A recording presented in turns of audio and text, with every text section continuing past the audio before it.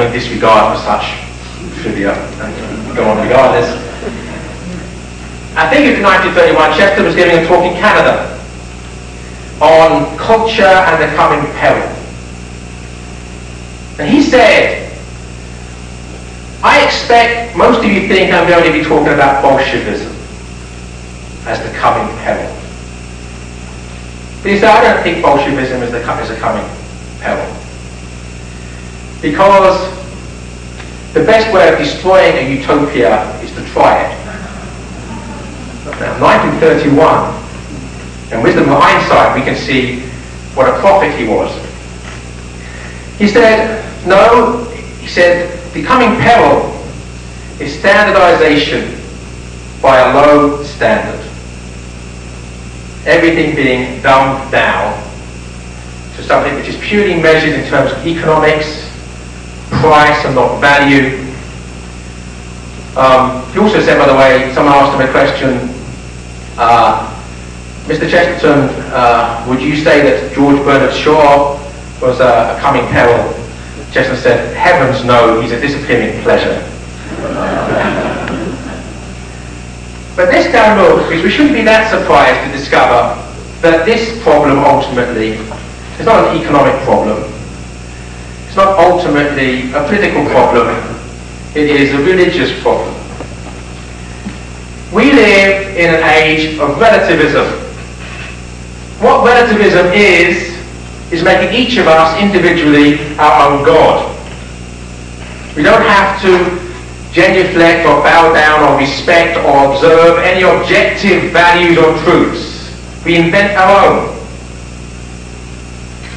The disastrous advice of Polonius to his son in Hamlet, this above all to thine own self be true. Whereas in actual fact, of course, should be this above all be true to the truth beyond the self. But if we live in a relativistic age where being true to ourselves is all that matters, we are enshrining selfishness at the heart of our lives, at the heart of our community. We are institutionalizing hedonism, self-gratification. That's exactly what we've seen in all the economic figures we were shown this morning. It was myopic, short-sighted, self-gratifying greed. Because there's no objective authority telling people, actually that's morally wrong. So against that, we have Christianity, which calls for self-sacrifice. What Alexander Solzhenitsyn insisted was necessary for the salvation of the world politically and economically was self-limitation, to voluntarily self-limit, to self-sacrifice.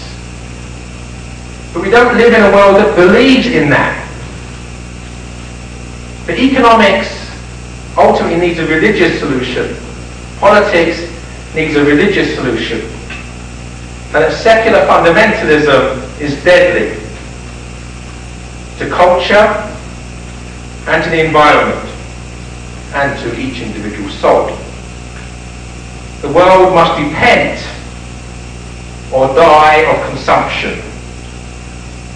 Self-consumed, it will consume itself. No faith, no future. Okay, what can we do? You can remember those four men in the pub in Dublin. But we can also remember that we can change the world every single day of our lives by using a vote, using our democratic vote every single day of our lives. Every single time we spend $1 replacing a vote. And we remember this because, distributism is not about, we have this abstract concept over here called global capitalism, for want of a better word. We have this abstract concept over here called socialism or Marxism, for want of a better word. We have this abstract concept over here called distributism, for want of a better word. Every action in politics and economics leads either to the centralization of power into fewer and fewer hands, or the decentralization of power to more and more hands. Every action either leads to one or the other. Power being moved further and further away from the people, or power being represented to the people. And we can change those things merely by the way that we vote economically. The way you vote economically is with your dollars. Give me an example. Food and Thought, small shop in Florida, privately owned. Shop at that, it gets all its products as much as possible locally. Schumacher talks about smallness within bigness. So for instance, we attempted to think, okay, well, Walmart's indestructible. It's great to think that we can get all of our products from small shops, but it's not practical. But Chesterton, Schumacher also said there's smallness within bigness. So for instance, Whole Foods Market. Well, I'm not defending chains, in fact, the opposite. But they make a point of accessing locally grown products, and therefore giving access to small farmers, small producers locally, to access the market. It's a perfect example. So we can see that there are practical ways of changing the world. That we can vote every now and then in elections, and of course we should do that. But we can vote every day of our lives. I would suggest that's much more powerful. That if we allow ourselves to sacrifice ourselves to a better vision of the future, because distributism, every single choice we make is a distributist decision, then we can have a better world. We have to live the social teaching of Christianity every day of our lives. And if we do that, and persuade others to do that, the world will be moving in the right direction and not in the wrong direction. Thank you very much.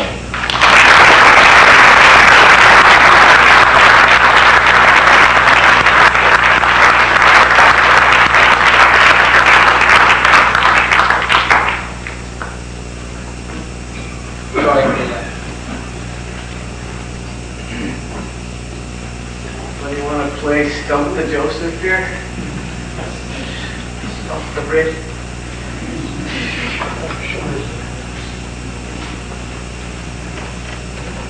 You just sort of eliminated the idea of, I think you did, buying, you said small shops versus Walmart. I think you're thinking of what? Household goods, clothing, that type of thing? Is that what you were talking about? Well, no, I certainly wasn't. I may have not expressed myself very clearly, but I certainly wasn't suggesting that we shouldn't shop in small shops or that there's no future for small shops. I certainly believe and hope that there are. And I mentioned that shop in Florida, where basically the owner and his assistant are both in the process of becoming Catholics. They sell small, it's still beautiful in their store.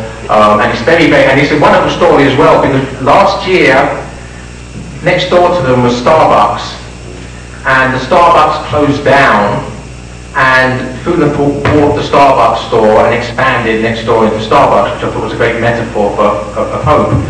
But, you know, I think that the important thing is, of course, the food's a little bit more expensive at these places, and one of the things we've been conditioned to do is to think economically, by which we mean we look for the best deal, by which we mean we look for the cheapest price. And really we have to be saying, okay, I need to tax myself voluntarily by spending my